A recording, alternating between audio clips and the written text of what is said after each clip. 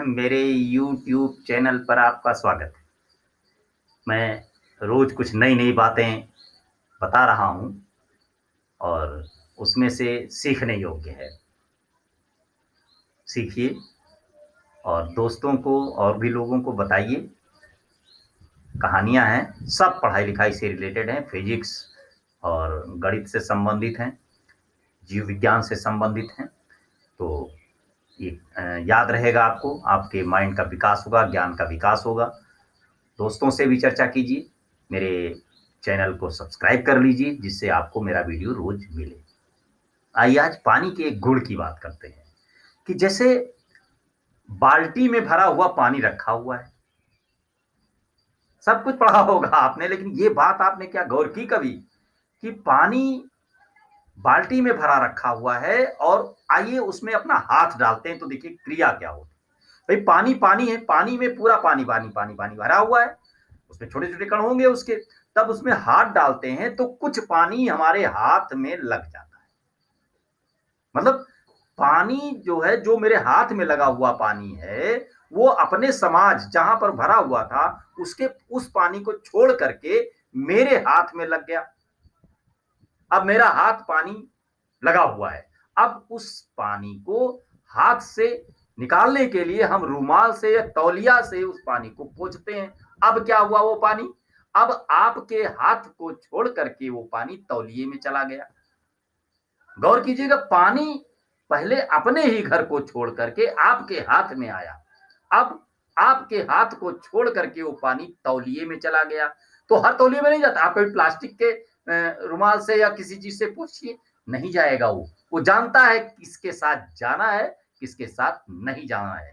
ये क्या हो रहा होता है? ये कौन सा है पानी का ऐसा गुण जिसके कारण वो पानी पानी को छोड़ करके हाथ में लगता है, फिर हाथ को छोड़ करके तौलिए में चला जाता है और सबके साथ नहीं जाता।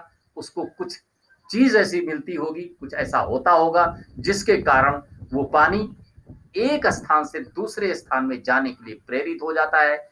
और आपको भी पता होता है कॉटन क्यों ढूंढते हैं हम, कि मुंह पोछने के लिए, नहाने के बाद शरीर पोछने के लिए हम तौलिया ढूंढते हैं, वो भी कॉटन का तौलिया।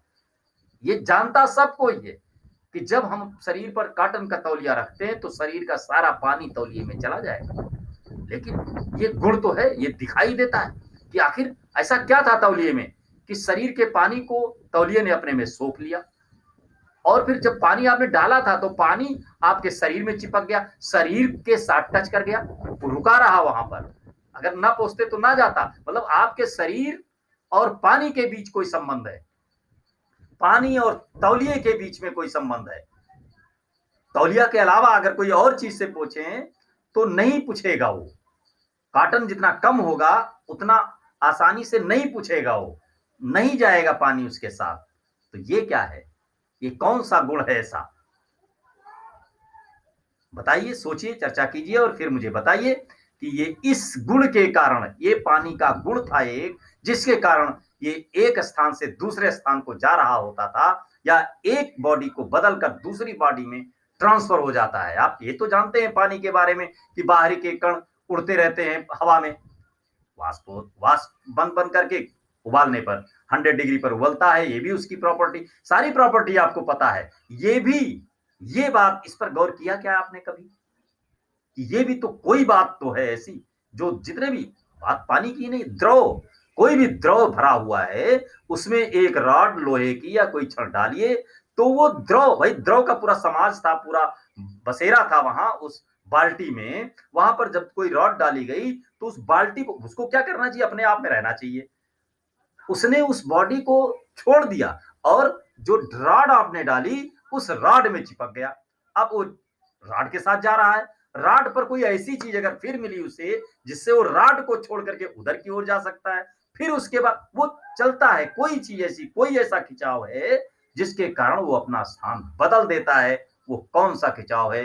इसको मेरे कमेंट में बताइए और अपना ज्ञान अर्जन कीजिए। अब हम ये मानने लगे हैं कि आप लोगों को बहुत सारा नॉलेज है और उन चीज़ों को हम जानना चाहते हैं, पूछना चाहते हैं और आप बताइए मुझे कि ये क्या हो रहा था? कौन-सी घटना थी ये?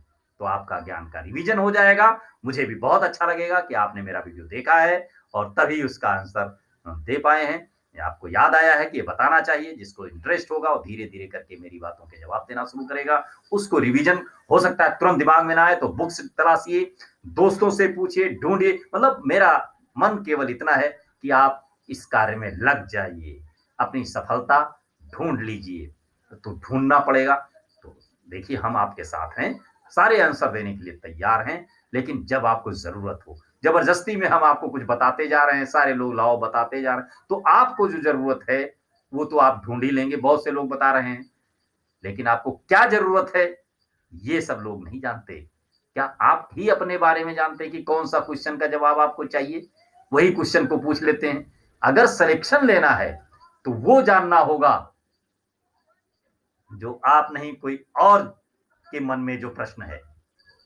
भाई वो इंटरव्यू लेने बैठा आपके सामने, आप एग्ज़ाम देने गए, इंटरव्यू पेपर दे रहा है कोई, तो उसमें तो वो लिखा होगा जो वो चाहता है और आप ढूँढ रहे हैं अपना जवाब।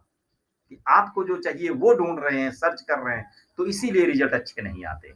अब आप वो ढूँढिए कि लोग क्या ढूँढ रहे हैं, एग्ज़ामिनर लोग क्या पूछेंगे, कैसे प्रश्न बनते हैं।